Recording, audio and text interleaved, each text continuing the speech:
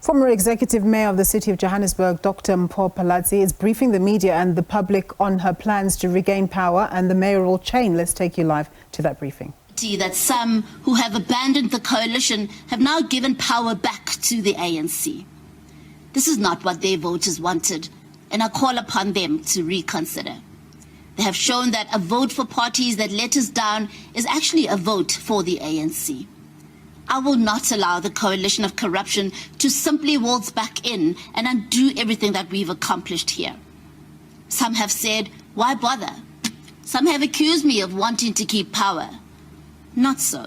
For me, it's about serving the people, not power. Firstly, we need to fight because of principle. Unlawful acts must not go unchallenged. And secondly, the power grabbers are not for the people of Johannesburg. Actually, this is not my fight. This is your fight. I will continue to fight with and for the people of Johannesburg, and the next round of that fight is our court application to have last Friday's sham council sitting declared unlawful. The sitting, rushed through by the new Speaker, Colleen Makubele, in order to vote me out of office before a court could stop her, was irregular and unlawful, and we're confident that the court ruling will confirm this. We're also asking the court to set aside all decisions taken by the ANC's Dada Morero since he was appointed mayor. We hope to have that ruling within a week. And then I want to get back to work, because every day wasted on these cynical plots and schemes is a day we could have spent fixing something in this broken city. We have so much to do, and we really cannot afford this distraction. Now, I know some of you are thinking, why could the DA not just relent this once and give in to the demands of the parties who were calling for a new speaker to be elected from another party, despite the stipulations of a coalition agreement they all signed? I have been asked that question in many interviews these past few days, and the answer is simple. We signed a coalition agreement which makes provision for a review once the original agreement has been tested. While the DA agrees to that, we believe that such a review should not happen in the middle of a crisis, with time constraints and an adversarial psychological climate. Our parties spent weeks, sometimes even months, ironing out detail that everyone agreed on, including the allocation of positions. We then signed this agreement together and made it publicly available. Equally, any review that's embarked on should be afforded the same indulgence. Our residents deserve stability, and we believe that sporadic deviations from the signed coalition agreement outside of the agreed-upon framework would set the tone for an unstable political tenure.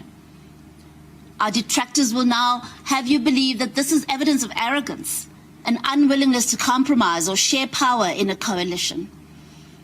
But these accusations are nothing but a smokescreen designed to distract from what's really going on. The return of power of a corrupt ANC syndicate, which now once again has its hands on the country's biggest municipal budget.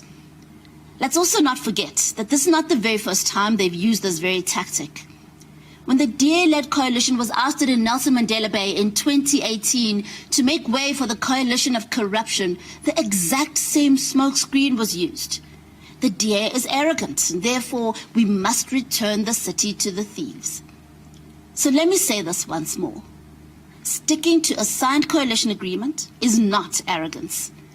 It is a critical part of honoring your duty to the people who place their trust in you through their votes. These events in Johannesburg may be frustrating, but they're not unsurprising. We've often warned in the past that the ANC will not willingly give up access to its biggest cash cow, the 77.7 billion rand City of Johannesburg budget. And we know from experience elsewhere that they are more than willing to buy the help of smaller parties or rogue individuals when the margins are close and they only need a few votes. And that is why, if you intend to get rid of the ANC with your vote, you have to know and trust where your vote will ultimately end up. I'm sorry if yours was one of the many votes betrayed when Johannesburg was handed back to the ANC. If you voted against the ANC, only to have your vote now used to return them to power, you have every right to feel aggrieved.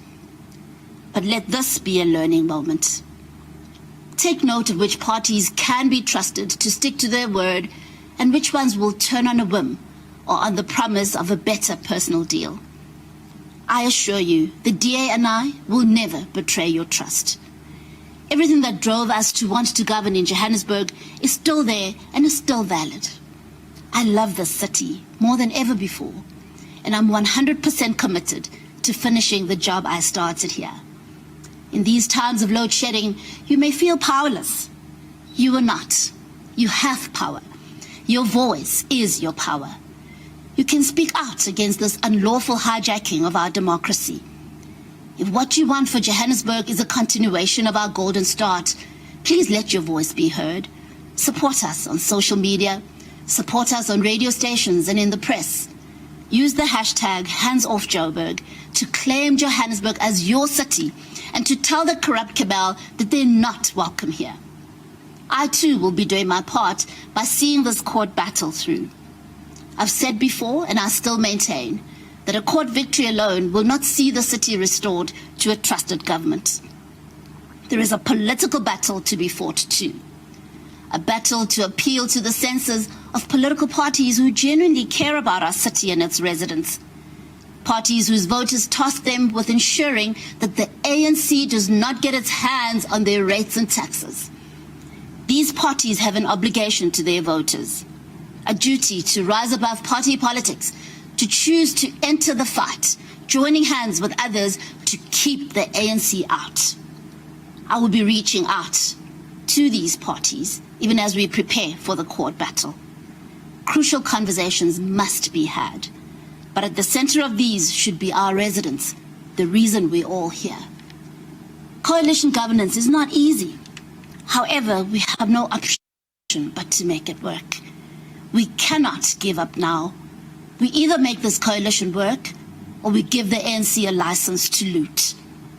I look forward to being part of a coalition of like-minded political parties and to serving you, the residents of Johannesburg, playing my part in building and rebuilding this incredible city. I thank you.